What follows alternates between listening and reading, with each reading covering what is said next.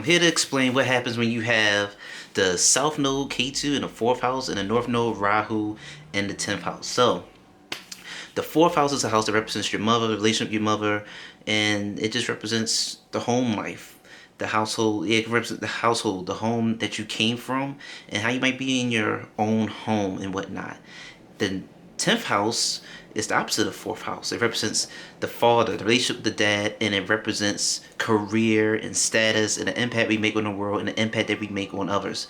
Usually the 10th house and the midheaven are usually the same sign because the 10th house is like the highest point of the birth chart. So it's like how people view us in a way similarly to the rising sign, but in my opinion it represents like the impact that we make on others and whatnot. And planets here and the sign where is that can give you inclinations to or a type of career you should pursue or whatnot.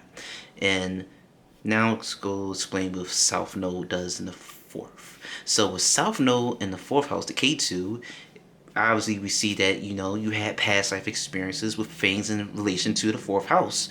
You've might have been a housewife, or you just worked from home, or you just have, or you might had a nice luxury vehicles, a lot of comfort in this, and you have a lot of comfort and necessities. I probably pretty sure I messed that word up, but in the house, because the 4th house can represent luxury items or just items that bring you comfort, like a car. It can represent vehicles. So in the south node being in the 4th house, you have just you're used to just having the things you need to make you feel good, comfortable, safe, and secure, like a home, like a vehicle would. You're used to that. You've experienced that. But our soul knows who we are, and when we go into a new body, we're born again. We forget who we are. Our body and mind, it forgets who we are. So, you know, I don't know. Some things that you see with this South Node in the 4th house is that these people become restless within the home environment. They cannot stay in the house, or they have a negative relationship with their mother when they have the South Node K2 go into the 4th house. Those are one of the things that we see here. And these people just can't sit in the house, or they might desire to have the luxury items that they've had in a past life. And that forces them and draws them towards the 10th house, their Rahu, you know.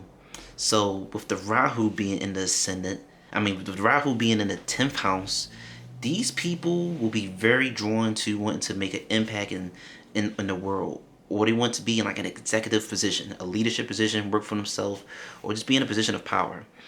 Person with Rahu, North Node in the 10th house, they tend to not really do good with working under someone else and just taking a bunch of orders, because the 10th house is like an authoritative house because it's ruled by the father. It represents the dad, and it represents career and status, a position of high power.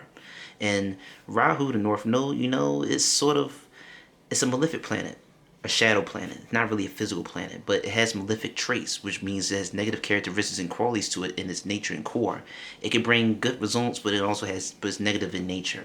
So with Rahu being here, an individual could tend to just not really do good with working a regular 9 to 5 and having a boss tell them what to do. If so, they would have to be like an assistant manager or a supervisor or something, or they just work for themselves. These people have a huge desire to just be self-sufficient. They want to acquire the 4th house assets that they had in the past life and this life. They want to acquire a nice home. They want to acquire nice vehicles. And they know that they have to acquire that by getting a good job, or by just making a good source of income. And they willing to do that on their own, and they want to get it as quick as possible. So yeah, these people don't really like working underneath anyone. That's what you can sort of see with Rahu and the 10th house. These people, as I always say, you got to take the past life experiences of the Ketu, the South Node, and use it to help your North Node, your Rahu. That's what I always say. That's the remedy in trick to the North Node and the Ketu and the South Node. Take that South Node past life experience and use it to help your Rahu. Because South Node is the past life experience. And wherever your Rahu is, the North Node is an area of least experience. You're like a baby. So you'll tend to mess up a lot in that area. That is why you see these people, someone with Rahu in the 10th house, they could tend to, like I said, they'll bump heads with people in like leadership positions, and these people can probably tend to not be able to keep a steady job. They just probably just leave and bounce from job to job because they don't like it for whatever reason.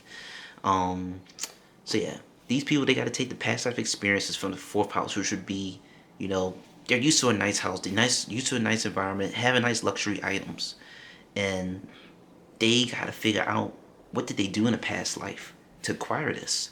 So now they're just driven to the 10th house, toward careers, toward status, to find a way to acquire what they've had in a previous life. And this desire to make money, to make gains, to be in a nice position in the world can make them, like I said, very restless within the home environment. They just probably just can't sit still. They feel uncomfortable sitting in the home environment.